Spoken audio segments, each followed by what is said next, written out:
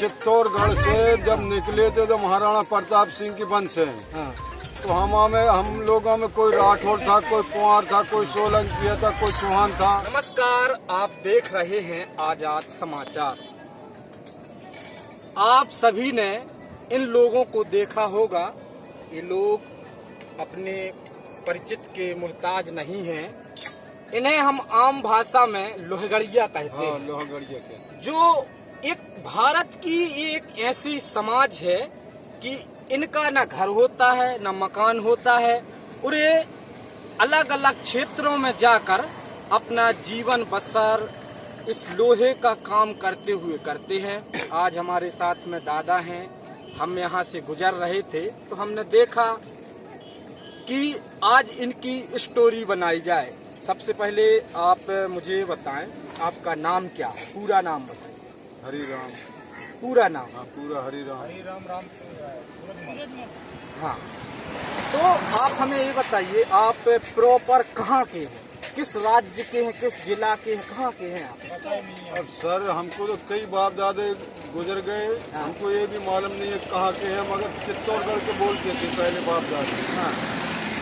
चित्तौड़गढ़ के बोलते थे, मगर हमको ये भी मालूम नहीं है चित्तौड़गढ़ के हैं। पहले का वंशज हमारा चित्तौड़गढ़ का ही था। हाँ।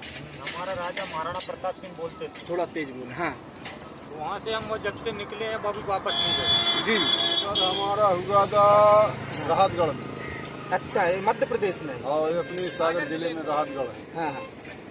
तो मतलब आपको जो कहा जाता है कि आप लोग जो मुगल कालीन समय था, उस समय आप लोगों को राजा महाराणा प्रताप की जो वंशज जो सैनिक बोलते हैं। हाँ। तो कहते हैं कि जब लड़ाई चल रही थी मुगलों से, तब जो महाराणा प्रताप जी थे वो जंगलों में घास की रोटियां खाकर, घास पत्ते खाकर जीवन बसर किया, और साथ में आप लोग भी हाँ। थे। ये बात सच है? हाँ, सच है। हाँ। हाँ। अच्छा, आप ये बताइए, आप जैसे चुनाव आने वाला है, आप वोट कहाँ डालेंगे?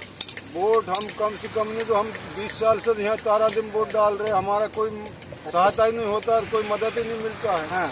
यहाँ के हमारे आधार कार्ड बने, यहाँ के हमारे ये पर्चे पत्तर, वोटर लिस्ट सब यहाँ का बना है। सरकार एक से एक योजनाएं चला रही है, क्या आपको लाभ मिलता है? नहीं, हमको 1 रुपए का लाभ नहीं मिलता। हम लाभ मांग मांग के पस्त पड़ गए। अच्छा, आप ये बताइए, आप जो ये काम करते हैं लोहे का, इसमें आप महीने में कितना कमा लेते हैं? अपना गुजर बसर हो जाता है।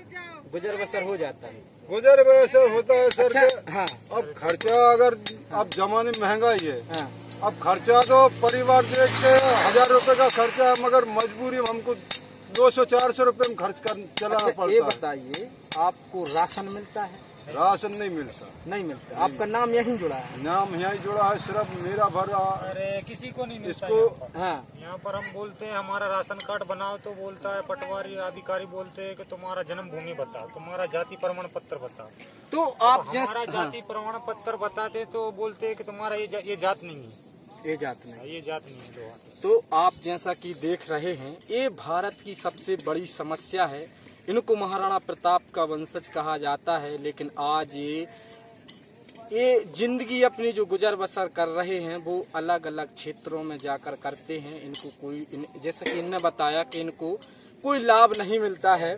अच्छा, आप लोग यहाँ कितने लोग हैं? यहाँ पर होगा 25 परिवार के लोग। 25 परिवार। जनसंख्या कितनी होगी 25 परिवारों की? होगा 70 के लगभग। 70 के लगभग। ज्यादा ही होगा। हाँ। अच्छा, मुझे 80 के लगभग जी है। दादाजी, मुझे एक बात बताएं कि जो आपके जैसे बड़े बच्चे हो जाते हैं, लड़का हुआ, उनकी शादी कहाँ?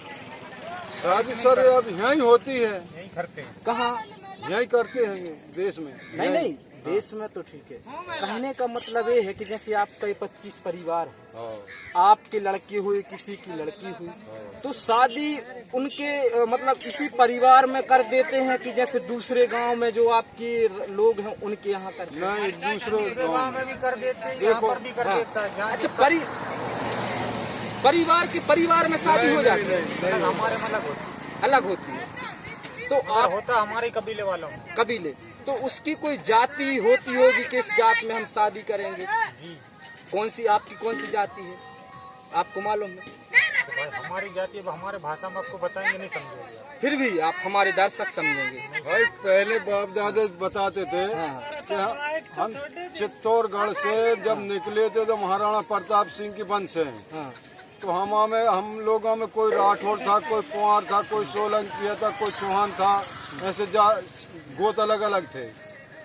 अब गोत छोड़ कर हम दूसरे गोत में शादी कर सकते, गोत में नहीं करेंगे। तो जैसा कि इन्होंने बताया, इनकी जो जिंदगी है, इनका जो गुजारा है वो लोहे पर निर्भर होता है।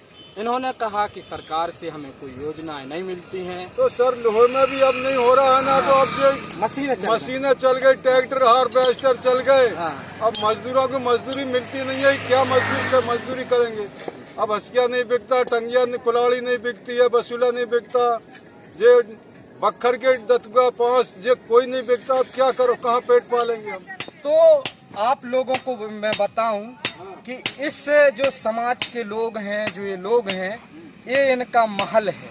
ये किसी मंत्री, विधायक, अधिकारी, नेताओं से कम नहीं है। ये इनका महल है। हम इसके अंदर जाने की कोशिश करेंगे और आप सभी को अंदर दिखाएंगे कि यहाँ किस तरीके से लोग अपना जो है जीवन यापन करते हैं। मैं अंदर आने को कहूँगा।